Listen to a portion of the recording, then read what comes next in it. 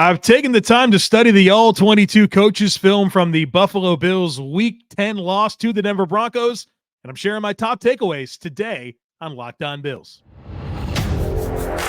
You are Locked On Bills, your daily Buffalo Bills podcast. Part of the Locked On Podcast Network, your team every day.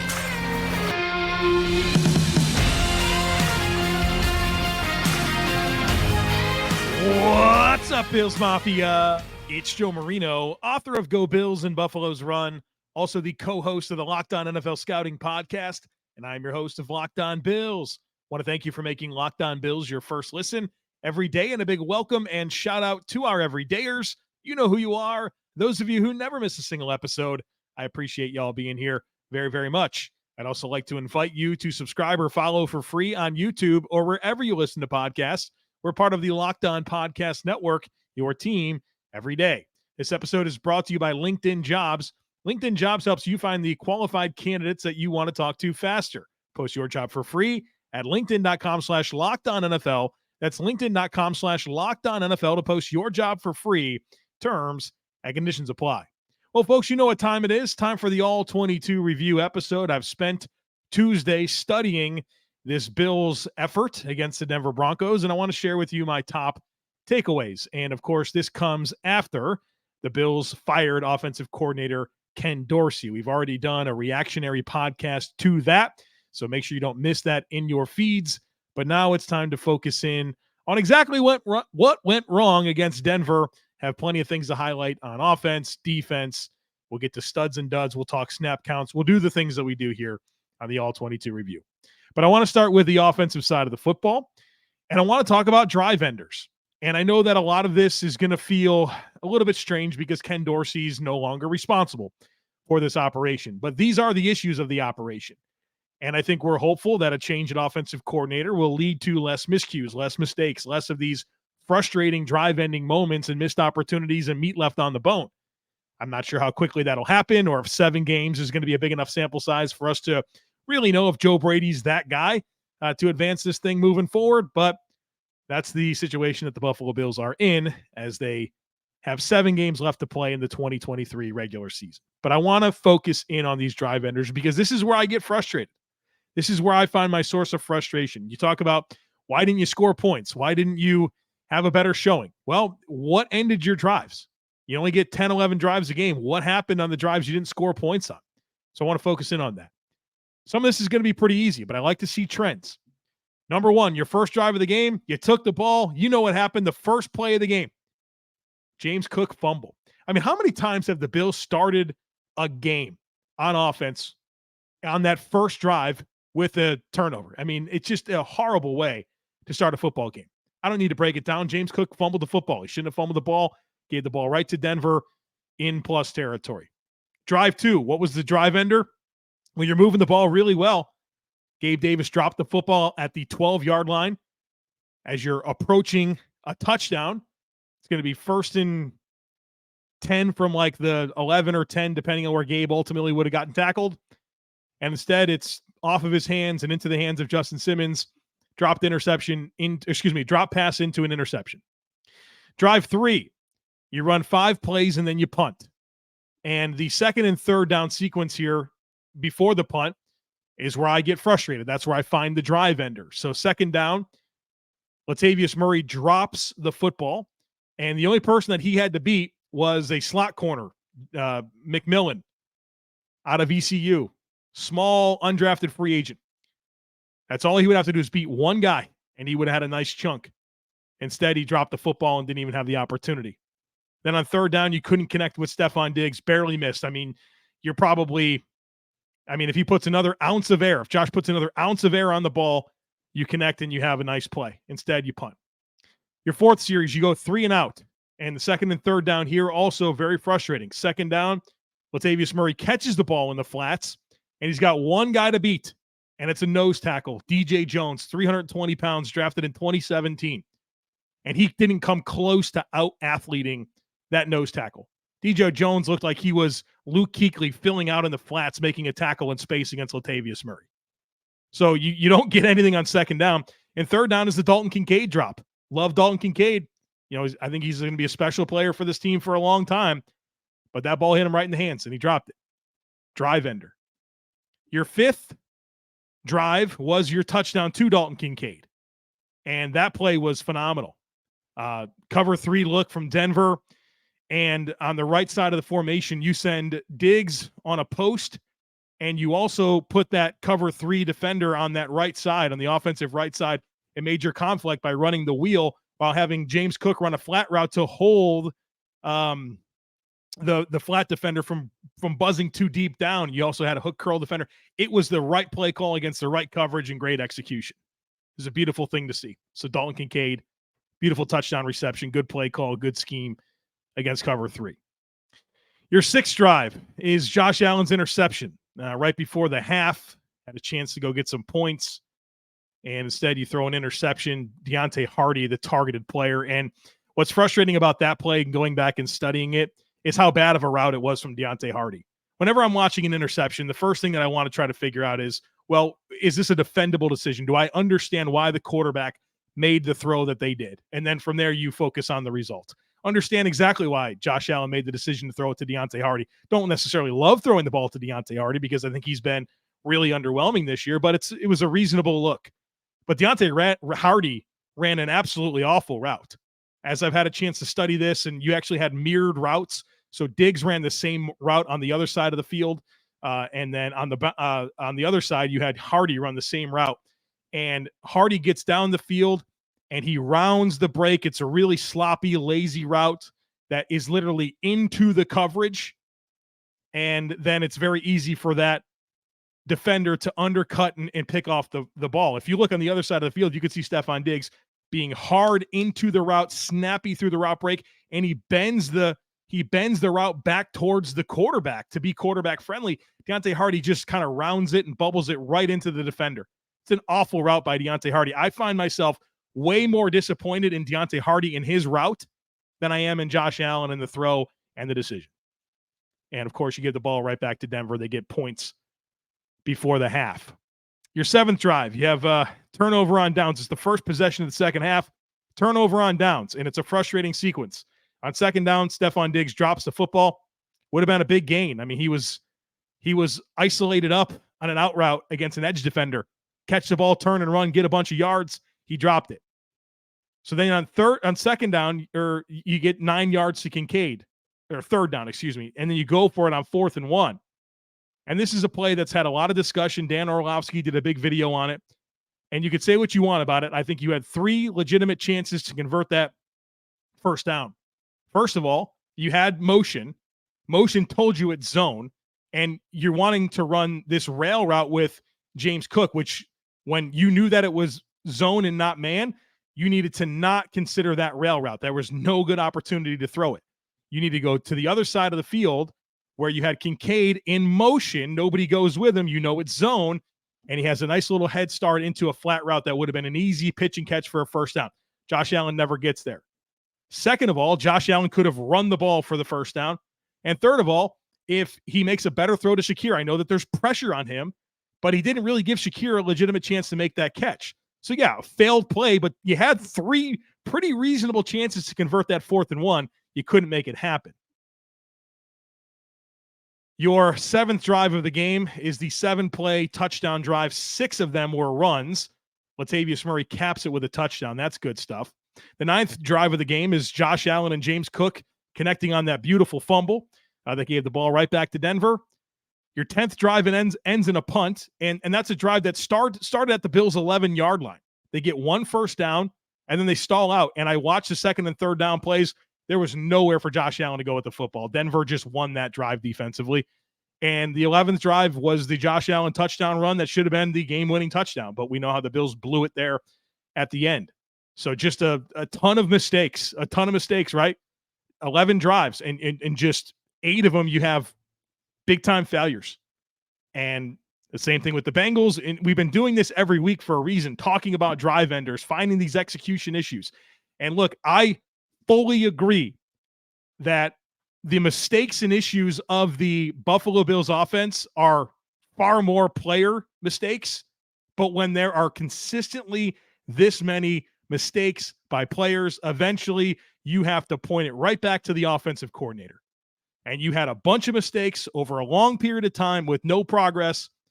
And that's why Ken Dorsey is no longer the offensive coordinator for the Buffalo Bills. Have some more offensive notes, defense as well to get to here in just a moment. But these days, every new potential hire can feel like a high-stakes wager for your small business. You want to be 100% certain that you have access to the best qualified candidates available. That's why you have to check out LinkedIn Jobs.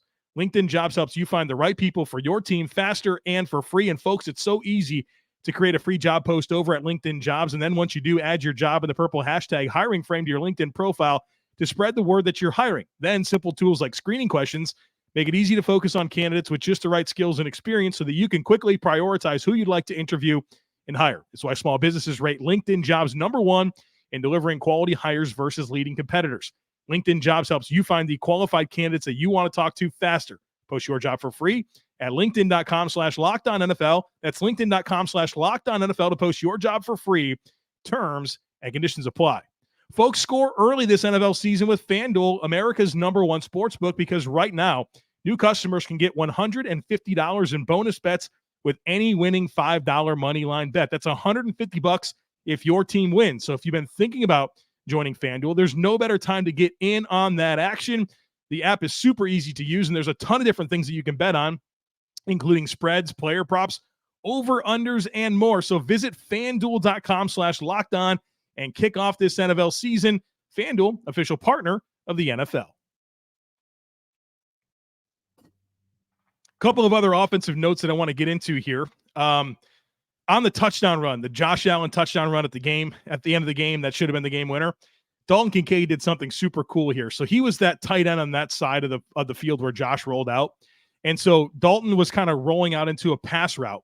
And as Josh Allen makes a decision to scramble and not throw it, Dalton Kincaid runs and puts his hands up like the ball is going to be thrown to him, which brings his defender closes hard and tries to play through the hands and break up the pass that was never coming.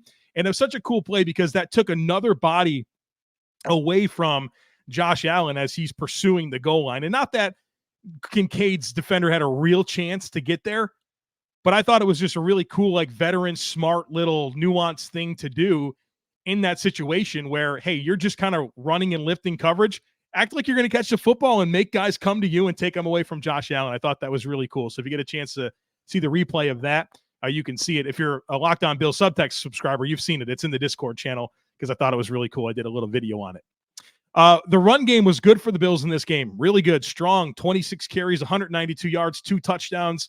I watched it. I mean, of course, I watched the whole thing. But some of the things that I noticed about this game, their bread and butter running the football is this tackle Rapp play where Dion Dawkins pulls and they introduce an extra blocker, play side, and he blows a bunch of stuff up and the running backs run behind it. And the Bills have had a lot of success this year running it. And they certainly did in this one against Denver. But I thought they did a good job of introducing a couple of other concepts and leaning into some other things in addition to tackle Rapp. No, don't get me wrong. Tackle Rapp was still a huge part of what they did, but you saw some zone runs that were pretty effective in this game. You saw some good cutback zone runs in this game. So I thought it was probably the most blended run scheme that we've seen from the Bills. And I thought they ran the ball as good as we've seen them run it all year long. And that's kind of a frustrating component is you felt like they could have leaned on it even more and maybe found some more rhythm and consistency and less mistakes on offense, but they didn't. But a really strong day for the Bills rushing offense. Murray and Cook got going. Dawkins was an absolute monster in the run game. I thought Osiris Torrence was good in the run game. Mitch Morse was good in the run game. They got it going there. I mean, also the running backs, they deserve a lot of credit. They were very good after contact, which has been a major gripe that I've had this year about the Bills rushing offense. I haven't been impressed with the Bills running backs and their ability to win after contact. This game is an exception. Latavius Murray averaged 4.11 yards after contact per carry.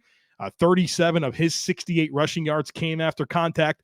James Cook was awesome as well. 5.92 yards after contact per carry. So 71 of his 109 yards in the game came after contact. So you had good blocking and you had running backs that were breaking tackles and forcing missed tackles and winning after contact. I mean, that's what you're looking for when you're trying to run the football. I thought this was a really good showcase for the Buffalo Bills and what they can be as a rushing offense. Real quick on the offensive snap counts here. The Bills had 54 offensive snaps in this game. Josh Allen, all 54 snaps at quarterback. The offensive line, all 5 starters, Dawkins, McGovern, Morse, Torrence, Brown, they all played every snap, so no changes there. At running back, Latavius Murray, 28 snaps, James Cook, 25, Ty Johnson, 1, Reggie Gilliam, 1. Obviously, James Cook sat for a little bit in this game. A couple of series, he was benched, and it's an interesting decision. I understand those of you that would say, that's kind of harsh on James Cook. He had 1 fumble in his entire career previously, and it was his first play of his first game. He hasn't fumbled since. Like, show confidence in the guy. Tell him that you believe in him and give him the rock right again, right? Like, I totally get that. But James Cook, when he came back after being out for 16 plays, he ran the ball with convictions. You talk about feeling pad level and hitting holes hard. I mean, James did that. And one of the things about watching James Cook, you can appreciate the production, but there are times where he kind of twinkle toes, through the gaps. And sometimes you just got to go, man.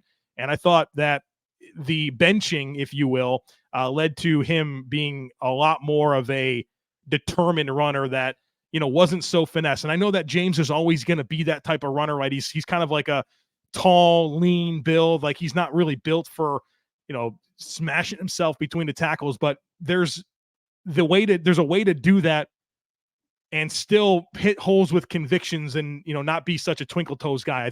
I thought he played really well in this football game. At tight end, Dalton Kincaid, 41 reps, Quentin Morris, 14. I thought Quentin Morris showed some good work as a blocker in this game. And then at wide receiver, Gabe Davis, 53 snaps, Stefon Diggs, also 53, Khalil Shakir, 41, Trent Sherfield, 9. He didn't play after halftime, so I'm not sure how much more opportunity there was going to be for him. Deontay Hardy played 4 snaps. Last week, Deontay Hardy played 3.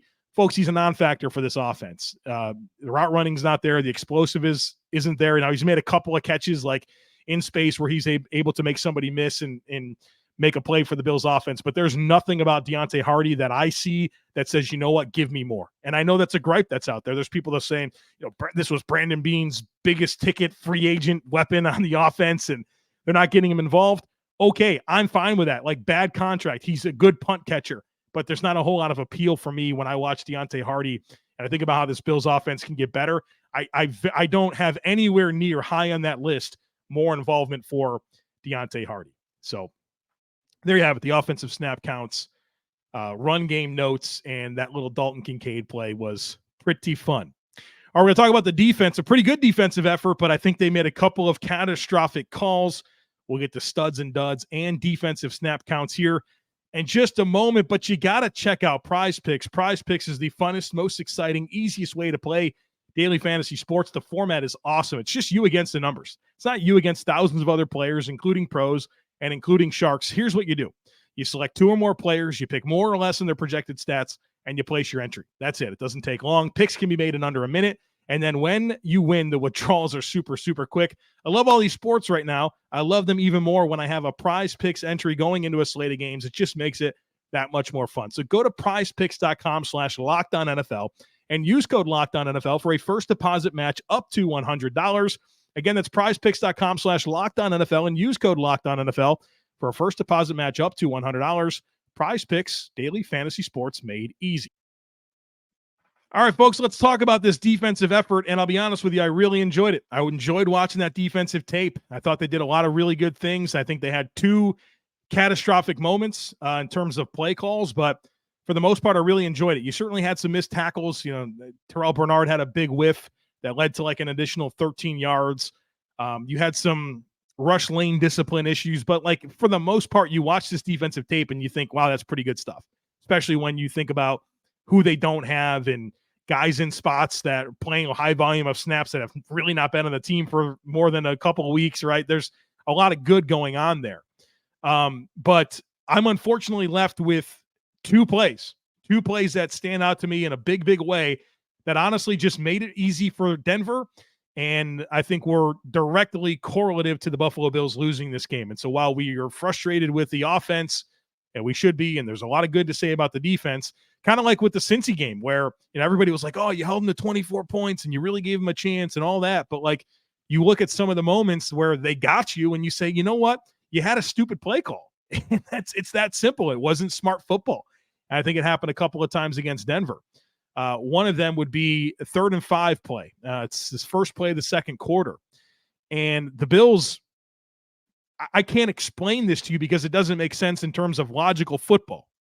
It's 3rd and 5 from the Denver 38-yard line. And you got to think to yourself, you get off the field here and force a punt.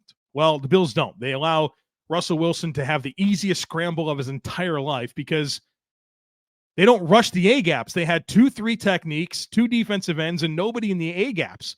And so everybody rushes like outside. You have, of course, the 2 outside edge rushers rush the edge. The 2 defensive tackles rush the B-gaps, and nobody's in either A-gap. Nobody. And it parts like the Red Sea. And Russell Wilson is able to just take off and get a first down. Folks, I mean, offensive linemen could have run and picked up this first down. You just made it easy. I mean, it's right in front of you. Like, by alignment, you know that that's a goofy alignment. And I'm sitting there thinking, surely there's going to be a looper or a gap exchange or something. Doesn't happen. The middle of the field is just wide open. The easiest play Russell Wilson ever had to make. And, of course, they get the first down. And they don't score on the drive, but they do get an additional 20 yards from that spot. And that's big for field positioning because they punted it to the Bills, who punted it right back. And Denver gets the ball now at the plus 48, and they score a touchdown. Like, that's complimentary football right there. You couldn't get off the field on a 3rd and 5. They get an additional 20 yards of field position. They punt it to you deep into your own territory. You can't get a first down. You punt it right back to them. It's a bad punt. Now they get the ball at the 48, and they score a touchdown. That's complimentary football in a bad way. And so I thought that was a catastrophic moment for the defense. And I look at the alignment and the play call, and I say that's why it happened. Then, of course, the all-out blitz, 3rd and 10 from the 45. What is there, like just 35 seconds left in the game? Denver doesn't have any timeouts. You're up by a point. If they throw incomplete, it's a 62-yard field goal from there. Swirling winds. They had 2 goofy field goals earlier in the game. You got to play coverage there. You have to play coverage there. You have to play coverage. Sean blitzed 8. And he had Rasul Douglas, Dane Jackson, and Taron Johnson in man-to-man coverage against their 3 best receivers. You made it easy on Russ Wilson. He's got the whole world coming at him. All he has to do is just throw it in the air. And he underthrew the ball by 20 yards. And unfortunately, just the way that the world goes in football is underthrown deep balls are really good plays for offenses because it feels like almost every time that receiver has to come back down to get to the football, the cornerback is in no man's land and they interfere. Like, it's such an impossible situation to be in for a corner. But you made it easy on him. You made it easy on him. You blitzed 8. You had 3 in coverage to guard 3. It's Jerry Jeudy on Taron Johnson. Russ just flips the ball up there. Like, you lost due to alignment. Like, you just can't put your guys in that spot. And you did the same thing against Jacksonville. You did the same thing against Jacksonville in a high leverage down. Calvin Ridley winds up catching that outbreaking pattern, ices the game. You did the same thing against the Bengals multiple times. It's like, why are you making it easy for these quarterbacks in high leverage situations? I know what Sean's thinking. He's like, force a hurried throw and live with the results, and it'll be low percentage. Like, that's the thought process. But just play coverage. Even if they get 8 yards, it's still a 54-yard field goal or something from there. Like, you live with that. Instead, it's a spot foul and they get a chip shot. And then, of course, you goof that as well. So I thought those were 2 catastrophic moments for the Bills defense. And I put it right back on Sean McDermott for just egregious play calls. Real quick on Taylor Rapp. I know everyone's always kind of curious about him when he plays. Obviously, Micah Hyde not available. So Taylor Rapp starts this game, plays every snap. I thought Taylor Rapp did some good things playing downhill. I mean, he's a hammer. He's physical. He's not afraid to stick his nose into anything. In coverage, I don't know. He leaves something to be desired for me. I don't think he's a fast processor. I don't think he really understands like process of elimination and where routes are and where eligibles are and where to squeeze. Like, I don't think that's very second nature to him. So I think he's more of a box safety, Jordan Poyer type guy than he is really a deep zone guy. And so that's my thoughts on him. But I will say this Denver offense is also really weird. Like, can we be honest that it's pretty fundamentally flawed? I mean, they can run the ball a little bit, and then when their passing offense is Russell Wilson hold on to the ball for like 4 seconds, get outside of structure, and flick it to a running back. Like feels like that's 75% of their offense. So not a great opportunity to really evaluate Taylor Rapp, but I thought his downhill trigger tackling was good in this game.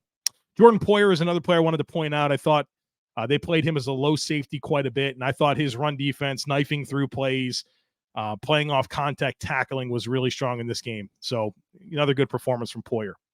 Defensive snap counts, 75 defensive snaps in this game. Defensive ends, Leonard Floyd, 44. Rousseau, 40. Epinesa, 33. Von Miller, 22. That's 22 too many. Shaq Lawson, 13. Kingsley Jonathan, 1. At defensive tackle, Ed Oliver, 55. Jordan Phillips, 31. Linval Joseph, 29. Tim Settle, 24. You can give Puna Ford those 24 Tim Settle reps if I were making the call. Terrell Bernard, all 75 snaps at linebacker. Tyrell Dotson, 49 snaps. Dorian Williams, 18 snaps. They did a few 3 linebacker looks in this game on some of the more obvious run situations for Denver. It kind of worked for them. At corner, Rasul Douglas and Dane Jackson played all 75 snaps. Taron Johnson, 69 of them. At safety, Taylor Rapp and Jordan Poyer played all 75. Cam Lewis, 19. Damar Hamlin, 9. When the Bills were using Poyer in the Milano role, they just put Cam Lewis at deep safety alongside Taylor Rapp, and then once Cam Lewis got injured, they let Damar Hamlin do that role, and Damar Hamlin played 9 snaps. Studs and duds real quick here. Again, the criteria for studs and duds is whatever I want it to be. If they move the needle enough for me to label them a stud or a dud. So my studs, I actually have some of those. Dion Dawkins, I thought he was awesome in this game. Big bounce back performance after I didn't love his showing against the Cincinnati Bengals. Ed Oliver, I thought, was an absolute menace for the Broncos. Ben Powers, their left guard, is going to have some nightmares about him. Unfortunately, Ed missed like 3 tackles for loss, including 2 sacks, but he was highly disruptive and had some unblockable moments. Thought Terrell Bernard was lights out in this game. Fast to flow. Triggers were, like on point, playing ahead of blocks, making tackles. He was outstanding, a tone setter for the Bills defense. He did have the 1 missed tackle that stands out to me, but I thought overall on the 74 other snaps, he was really good. I give Rasul Douglas a stud award here. Thought he was good in coverage, followed around Cortland Sutton a lot, made some good tackles, competitive at the catch point. I think he made things tough. And Taron Johnson, I'm giving him a stud award here. What he was able to do as a tackler, playing in the box, getting out in space and making some plays as well. I mean, obviously he got the PI call that I guess cost the Bills the game. I thought that was a really bad position for Sean McDermott to put him in, but I thought Taron Johnson was an absolute stud in this game otherwise. Duds, I've got Sam Martin down. Both Denver touchdowns were set up by awful punts from Sam Martin. Line drive punts in the middle of the field. Didn't give the punt coverage a chance. Just awful punts. He's a better punter than that, but he cost them big time. Again, both of the Denver touchdowns were results of bad punts from Sam Martin. And then Sean McDermott goes down as a dud. His football team's sloppy, and it's continues to be sloppy. It's sloppy at home. You had to have it game. Too many men on the field for the field goal at the end there. I mean, just he's responsible for this entire operation, and I put a lot back on him. And as we've seen his tenure elongate, as you see fundamental issues continue to be problems, it's hard to not continue to look right at that guy. And he talks about it being a performance-driven, results-based league, and he fired his offensive coordinator. Well, Sean, you got a lot of culpability in that too. This is your football operation, and it's not good enough. And it's disappointing to see that the failures of the past have just turned out to be failures, not lessons learned. You've not applied the lessons necessary to get this team over the hump, and I have a lot of questions about you and your capacity to get it done. So Sean McDermott goes down as a dud. Thought about some other guys here. Gabe Davis with a big drop that leads to a pick. Just kind of one play for him. Maybe you wish that the production was a little bit more throughout the game. James Cook, Latavius Murray, they had some blunders in this game, but not enough for me to put him down here as a dud. Same thing with Stefon Diggs. He had a bad drop in this game. Maybe you wish he had more production, but I'm not sure I'd label him a dud. So my official duds are Sam Martin and Sean McDermott. All right, folks, one thing that I didn't account for is that this is a short week. And I was sitting here doing this All-22 review on Tuesday and wondering what's happening to the week, and I forgot it's a short week. So we got to focus next on the New York Jets. So we're going to do our crossover discussion next, and we'll do our primer on the Jets. We'll do our final thoughts. I'm going to do my best to get herd mentality in this week if I can. If I can find time to get it in, I certainly will, but I don't want to make any promises there, and make sure that we're all on the same page in terms of the programming and content here on Locked On Bills. Folks, thank you so much for being here. I really, really appreciate it. As always, I kindly ask that you share, subscribe, rate, and review. Have a great rest of your day. Go Bills, and I look forward to catching up with you again tomorrow.